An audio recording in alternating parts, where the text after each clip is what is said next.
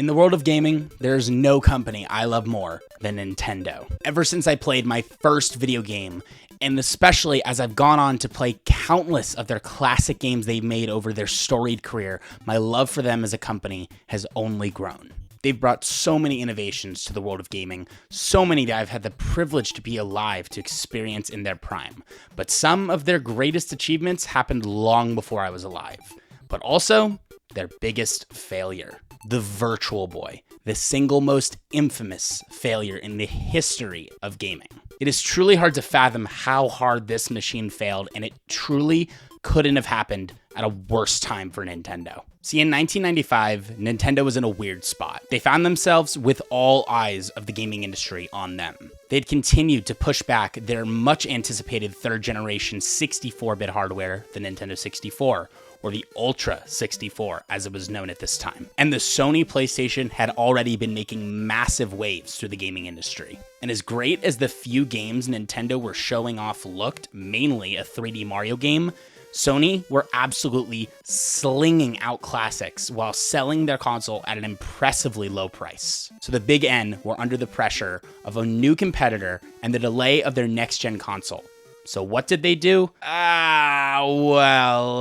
So this is the Virtual Boy, released to combat the wait for the Ultra 64. Now, the history of this console is absolutely fascinating, and I encourage you to watch one of the incredible videos on YouTube that go over the entire history of this thing that happened. But what I will say is that the Virtual Boy was created by Gunpei Yokoi, one of the greatest video game hardware designers of all time.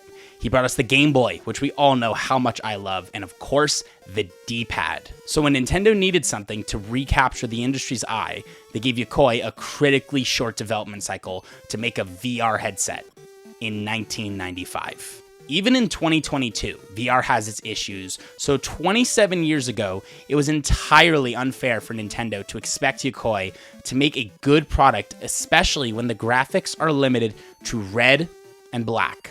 And yes, you heard me, red and black only.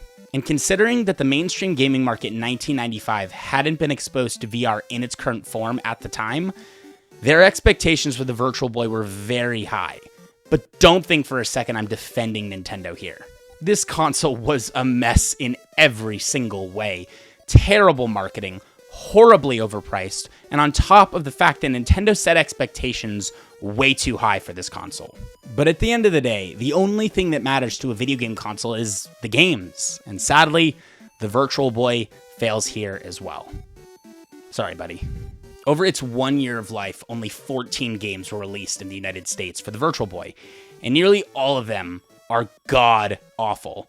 But not all of them. As crazy as it is to say, the Virtual Boy actually started one of Nintendo's many awesome sports franchises, Mario Tennis, or Mario's Tennis as it's called here. And yep, Mario's playing tennis, and that's it. There is nothing wrong with this game. It's just painfully basic with barely any content. It's either singles or doubles with only 7 characters to choose from. There's just truly no character to this game. It's a simple tennis game with a decent enough 3D depth that definitely can be noticed when you play it on actual Virtual Boy hardware. But even with that there's truly no reason this needs to be on Virtual Boy. And even worse, this game was the pack-in title for the console. And compared to the massive hits Nintendo had packed in with their consoles before the Virtual Boy, it's not unfair to expect so much more than this. And of all the games to pack in with the Virtual Boy, a console promising true virtual reality, you'd think Nintendo would pack in a game that shows off this technology, like Terra Boxer, a boxing game not unlike the Punch-Out series, only played from a first-person view.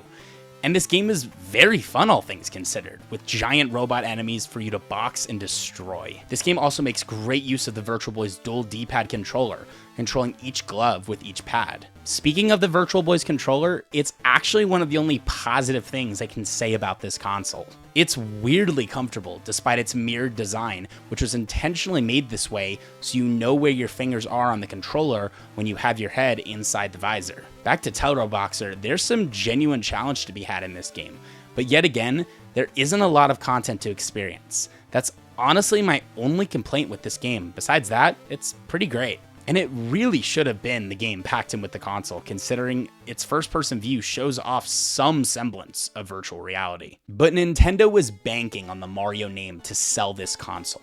But as we talked about earlier, Mario's Tennis is not a true Mario game. Nintendo was developing a full Mario game for the Virtual Boy that, from the look of this tech demo, I would have loved to have played. But besides Mario's Tennis, we did get another Mario game on the Virtual Boy, Mario Clash. But needless to say, this game definitely isn't a system seller like the games that had featured Mario's name on other Nintendo consoles. Mario's Clash isn't a platformer. It's a spiritual successor to the original Mario Bros. Arcade game. And it's okay-ish. There really isn't much to say about this game. It's very repetitive, with nothing really screaming virtual reality, with only a slight 3D effect when you throw shells between the two planes you go between to clear all the enemies from each stage. And that's it. Mario really never had the opportunity to shine on the Virtual Boy, but another character from the Mario universe sure did. Wario. Without a doubt, the best game on the Virtual Boy is Virtual Boy Wario Land. A pristine 2D platformer with an interesting enough feature of being able to jump between the foreground and the background of the levels. There really isn't anything negative to say about this game, besides one issue that every single game I've talked about today has in common. None of these games deliver on the promise Nintendo made about this console, delivering you true virtual reality. None of these games have anything to do with virtual reality, and none of them need to be on Virtual Boy to be played. Whether these games are good, okay, or terrible, there isn't a single game here that Nintendo couldn't have done on a normal Nintendo console. And the ideas that had potential to be improved by virtual reality were done better without it. And all of this without stressing how truly terrible it is to play this console. This thing is so poorly designed that most consoles out in the wild today aren't functioning due to Nintendo's horrible quality when manufacturing the most important part of this console, the displays. Nintendo decided to use glue to attach the main display to the console's ribbon cable, which after only a couple years, the glue loses its stick and causes the console to glitch and eventually stop working altogether. It's a common fix to put these displays in the oven to reheat the glue on the ribbon cable to make them work again. Wait, what? I actually had my Virtual Boy permanently soldered by a professional so it would never experience this issue again, and that's after I did that oven trick too many times. That is actually a perfect way to sum up the Virtual Boy. Undercooked and doomed to fail. Nintendo had no faith in this machine and released it in an unfinished state to try to keep the eyes of the industry on them. And they definitely did that, but not in the way they wanted. Fears from parents of this console causing eye issues were well found due to Nintendo plastering the box with labels warning that children should not play this console, which is insane when you consider children are the main demographic of the gaming industry. Truly nothing went right with the Virtual Boy, and it became Nintendo's first failure, which may not seem crazy by today's standards, but back in 1995, Nintendo was king. And to have a new competitor and a massive failure on their hands, needless to say, things couldn't have gotten worse at that time.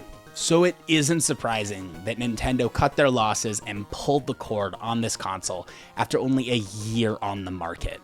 And as much as I've hated on the Virtual Boy today, from the factual perspective of its flaws, I actually enjoy certain things about this console quite a bit. I got into collecting retro video games because of how charming I find the development of technology in the gaming industry, from its humble beginnings to the enormous heights it's reached now. And with that development comes some hiccups and growing pains. And up until this point, Nintendo had done nothing but innovate and push the gaming industry forward. And at some point in any story, mistakes are made and learned from.